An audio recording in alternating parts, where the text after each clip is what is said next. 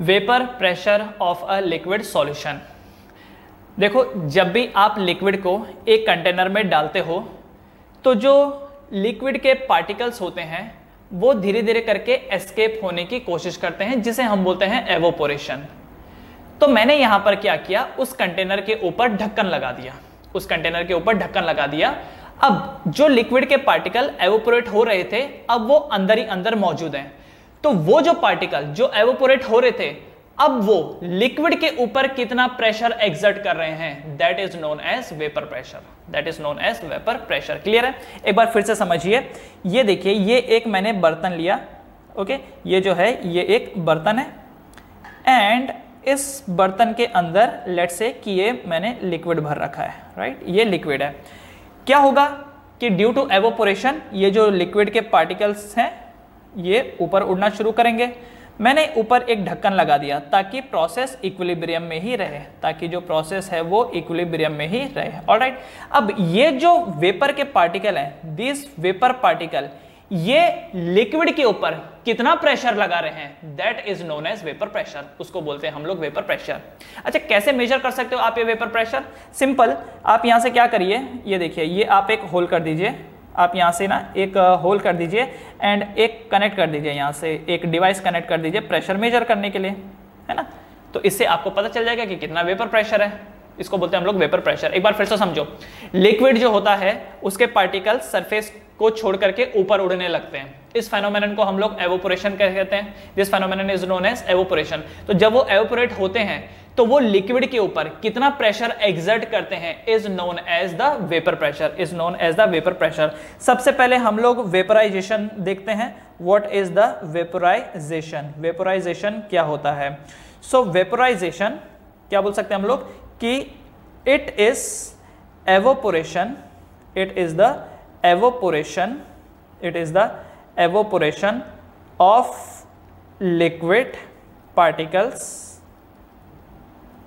below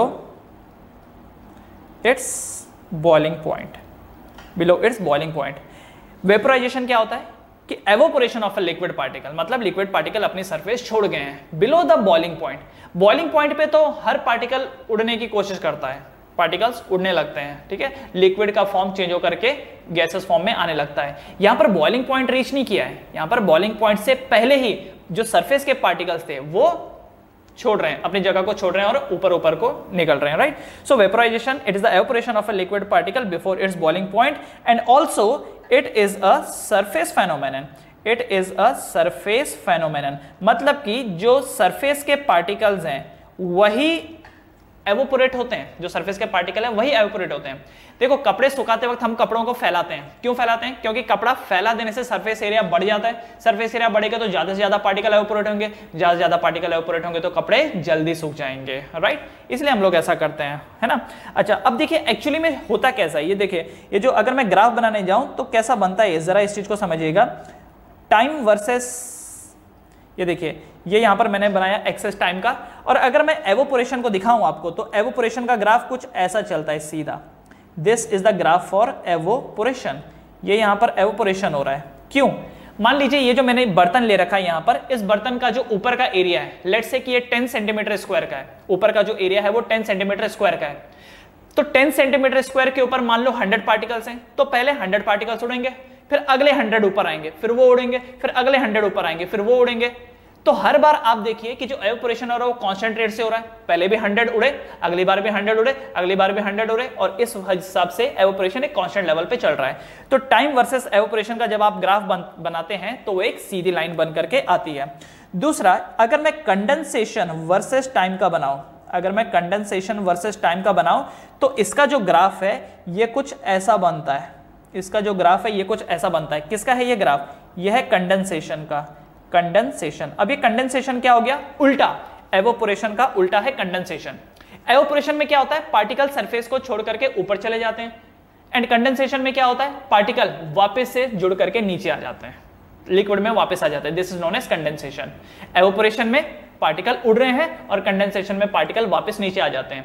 अब जरा एक बात को समझिए, मान लीजिए अगर मैंने ढक्कन नहीं लगाया होता तो सारे के सारे पार्टिकल एस्केप करके बाहर चले जाते, सारे के सारे पार्टिकल एस्केप करके बाहर चले जाते, सिर्फ एवोपोरेशन ही हो रहा है, एवोपोरेशन ही हो रहा है, कंडेंसेशन नहीं हो रहा। लास्ट में क्या होगा, ये बर्तन खाली हो जाएगा। बट क्योंकि मैंने ढक्कन लगा दिया ऊपर से, तो जितने पार्टिकल एवोपोरेट करेंगे उतने ही पार्टिकल फिर बाद में कंडेंसेट भी करेंगे।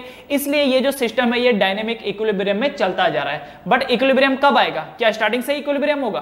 क्या स्टार्टिंग से इक्विलिब्रियम होगा? नहीं, इक्विलिब्रियम तब होगा जब मैं इन दोनों ग्राफ को आपस में मर्ज कर दूंगा और एक तीसरा ग्राफ यहां पर बनाऊंगा।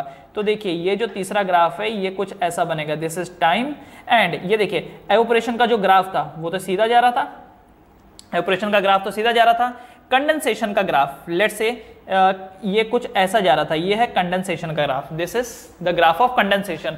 ये जो पॉइंट आप देख रहे हैं, ये वाला पॉइंट जहां पर ये देख रहे हो, ये वाला पॉइंट, इस वाले पॉइंट को देखिए, इस वाले पॉइंट पे ये जो टाइम है इसको मैं स्मॉल टी का नाम दे देता हूं। इस टाइम पे the rate of evaporation is equal to the rate of condensation, और मैं बोल सकता हूं कि यहां पर इक्विलिब्रियम एस्टैब्लिश हो चुका है, इक्विलिब्रियम एस्टैब्लिश हो चुका है। और एक बार जब इक्विलिब्रियम आ जाए उस टाइम पे ये जो वेपर के पार्टिकल्स हैं लिक्विड के ऊपर जितना प्रेशर लगा रहे हैं that will be known as vapour pressure.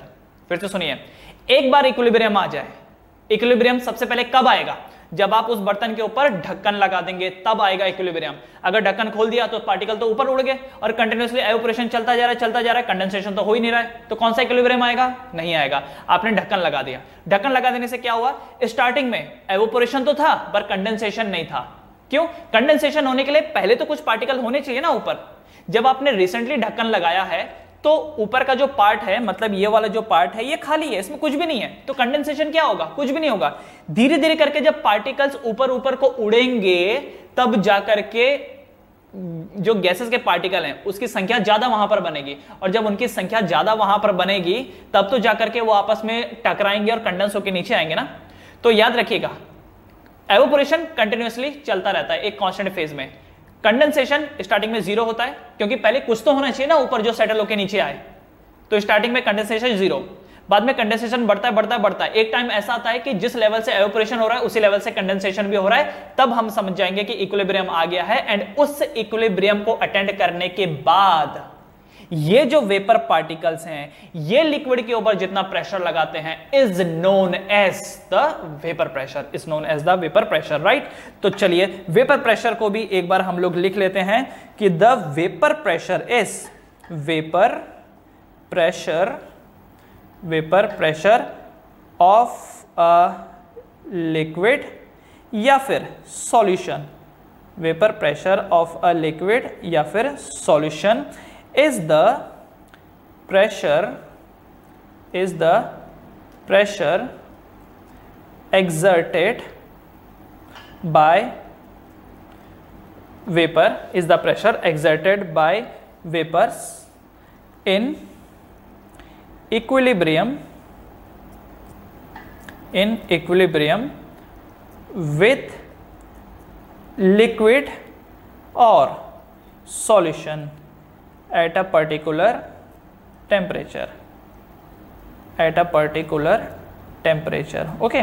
vapor pressure of a liquid या फिर solution is the pressure exerted by the vapor in equilibrium with liquid solution at a particular temperature। किसी particular temperature पे एक बार equilibrium attend हो गया तो जो vapour के पार्टिकल्स हैं वो लिक्विड के ऊपर कितना प्रेशर लगा रहे हैं is known as the vapour pressure, is known as the vapour pressure. Now vapour pressure तो हम समझ गए क्या हो गया है ना, कि ये देखिए ये जो लिक्विड है ये इसके ऊपर, सॉरी ये जो गैस के पार्टिकल्स हैं ये इसके ऊपर लिक्विड के ऊपर कितना प्रेशर लगा रहे हैं is known as the vapour pressure, is known as the vapour pressure. ये जो प्रेशर लगा रहे हैं वेपर प्रेशर हो गया है। किस पर डिपेंड करता है ये वेपर प्रेशर? तो चलो देखते हैं। Vapour pressure depends upon, vapour pressure depends on किस पे?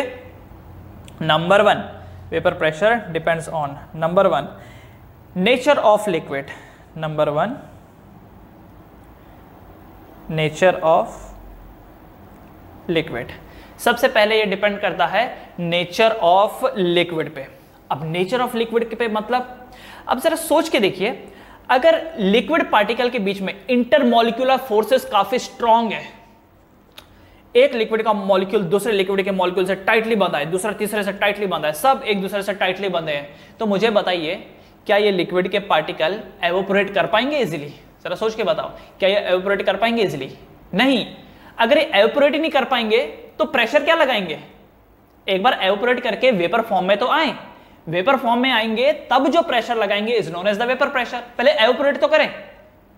तो याद रखिएगा कि अगर इंटरमॉलिक्यूलर फोर्सेस स्ट्रांग होती हैं तो वेपर प्रेशर रिड्यूस हो जाता है, वेपर प्रेशर जो है वो रिड्यूस हो जाता है। ठीक है, तो यहां पर लिख देते हैं हम लोग intermolecular force, this is the intermolecular force किसके?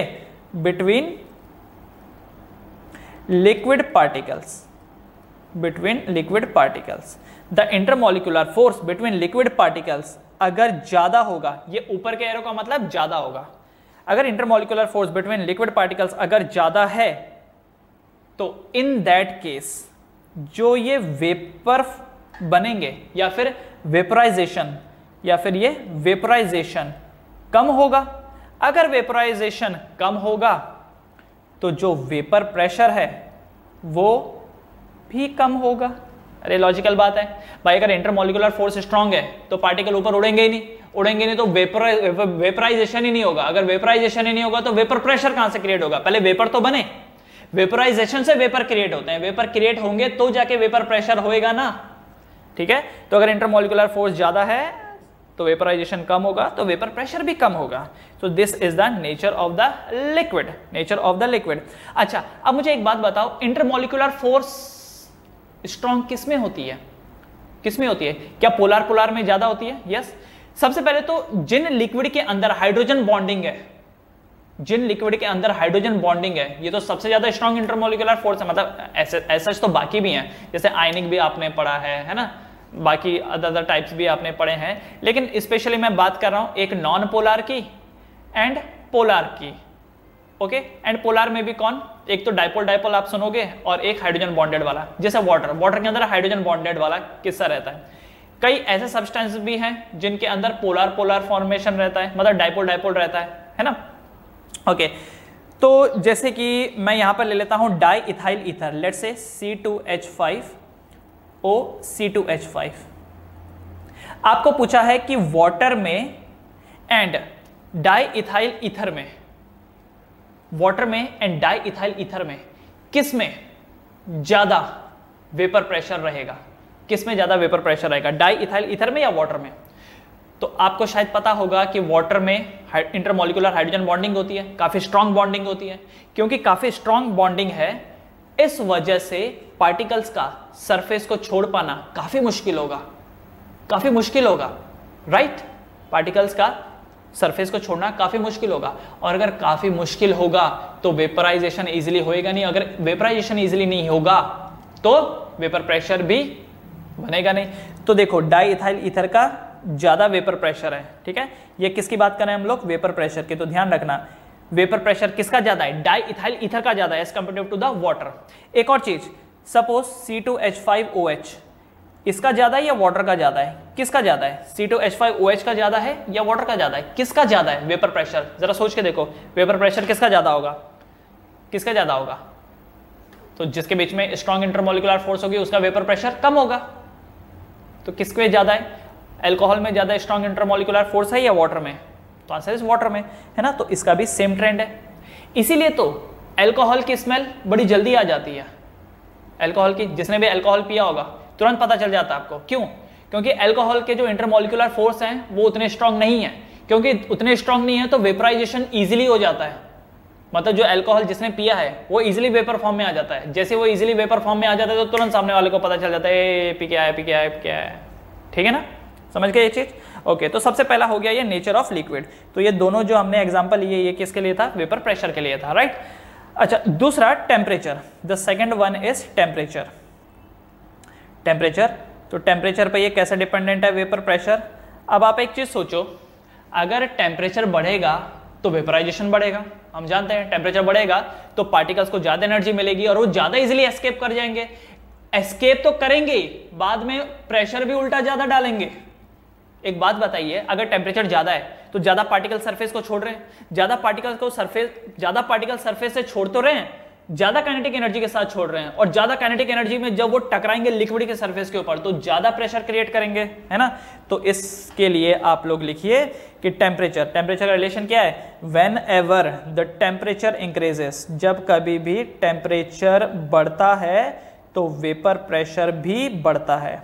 टेम्परेचर बढ़ेगा वेपराइजेशन बढ़ेगा, वेपराइजेशन बढ़ेगा वेपर प्रेशर बढ़ेगा, राइट। तो टेम्परेचर बढ़ने के साथ साथ बढ़ता है। तीसरा चीज है सॉल्यूट, तीसरा चीज है addition of solute, addition of solute. अब सॉल्यूट की वजह से क्या होता है, तो याद रखिएगा सॉल्यूट की वजह से वेपर प्रेशर डाउन होता है। अगर आप सॉल्यूट को इंक्रीज करते हैं, अगर आप यहां पर सॉल्यूट को इंक्रीज करेंगे, if you increase the solute, तो जो वेपर प्रेशर होगा वो डिक्रीज हो जाएगा। क्यों, जरा समझिए, इस डायग्राम को देखिए।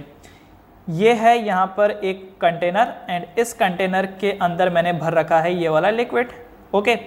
अब मान लीजिए कि ये जो मॉलिक्यूल हैं, ये सरफेस वाले मॉलिक्यूल हैं इस प्योर लिक्विड के, ये सरफेस वाले मॉलिक्यूल हैं। कितने हैं ये, मान लेते हैं कि ये 100 मॉलिक्यूल्स हैं।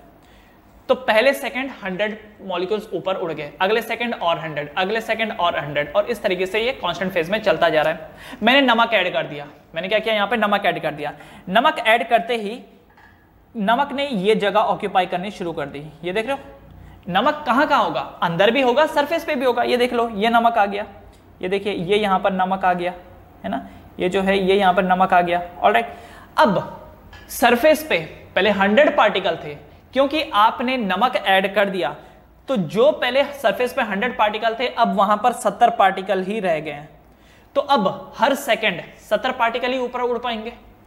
तो अब मुझे बताओ, पहले पार्टिकल ज्यादा उड़ रहे थे, ज्यादा वेपराइजेशन हो रहा था, ज्यादा वेपर प्रेशर बन रहा था। अब क्योंकि पार्टिकल्स जो थे उनकी जगह पर नमक आ गया, तो अब सरफेस पे सिर्फ 70% ऑफ द लिक्विड पार्टिकल ही हैं, तो एवापोरेशन कम होगा। अगर एवापोरेशन कम होगा तो वेपर प्रेशर भी कम होगा। सो याद रखिए, सॉल्यूट को इंक्रीज कर देने से वेपर प्रेशर कम हो जाता है।